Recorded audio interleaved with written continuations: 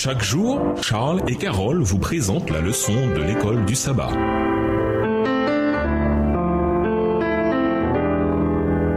Bienvenue dans notre émission. Dieu nous parle. Nous voilà à la leçon de mercredi. Aimer les autres comme nous-mêmes. Lisons Matthieu 22, les versets 37 à 40. Quel est le rapport entre ce que Jésus lui-même dit ici et sa réponse aux spécialistes de la loi dans Luc 10, les versets 27 et 28? Matthieu 22, les versets 37 à 40. Jésus lui dit, tu aimeras le Seigneur ton Dieu de tout ton cœur, de toute ton âme et de toute ta pensée. C'est le premier et le plus grand commandement. Et voici le second qui lui est semblable. Tu aimeras ton prochain comme toi-même. De ces deux commandements dépendent toute la loi et les prophètes. Luc 10, les versets 27 et 28.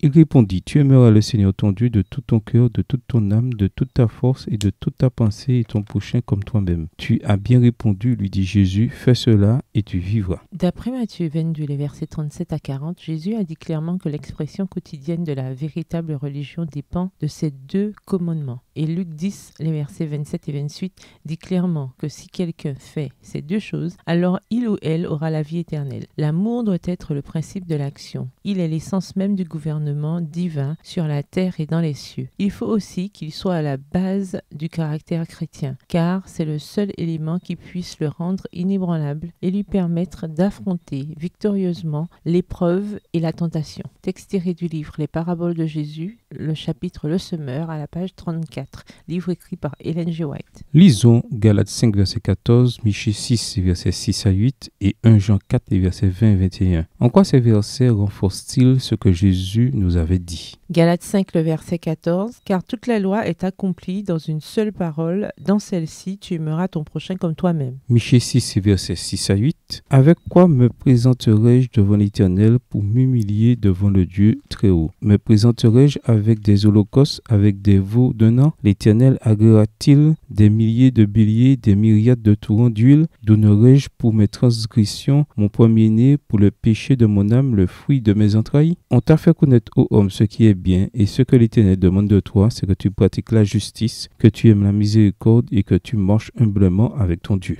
1 Jean 4, versets 20 et 21. Si quelqu'un dit « j'aime Dieu » et qu'il haïsse son frère, c'est un menteur. Car celui qui n'aime pas son frère qu'il voit, comment peut-il aimer Dieu qu'il ne voit pas? Et nous avons de lui ce commandement que celui qui aime Dieu aime aussi son frère. Selon Paul, toute la loi est accomplie dans une seule parole. Celle-ci, tu aimeras ton prochain comme toi-même. Galates 5, verset 14. Pour lui, aimer Dieu ne se voit concrètement que quand cet amour s'illustre dans la manière dont nous traitons les autres. Bien qu'il y ait déclaré que le juste vivra par la foi, Romains 1, verset 17, vivre par la foi n'est pas quelque chose de caché, d'inconnu ou d'invisible. Paul, Michée et Jean disent clairement que les œuvres concrètes démontrent la réalité de la foi que nous prétendons avoir. Dans 1 Corinthiens 13, Paul a dit avec force que si quelqu'un prétend avoir de grandes connaissances, faire de grandes choses, avoir une grande foi ou même livrer sa vie, mais sans avoir l'amour, alors cette personne est devenue une pièce de bronze qui résonne ou une cymbale qui retentit. 1 Corinthiens 13, verset 1. Voyez la citation d'Ellen White ci-dessus. Remarquez ce qu'elle dit. Le fait que seul l'amour peut nous permettre d'affronter l'épreuve et la tentation. En quoi cette idée montre-t-elle que le commandement d'aimer n'a rien à voir avec le salut par les œuvres, mais qu'il est plutôt une expression de la foi que nous avons en Jésus? Au revoir. Et à demain si Dieu veut.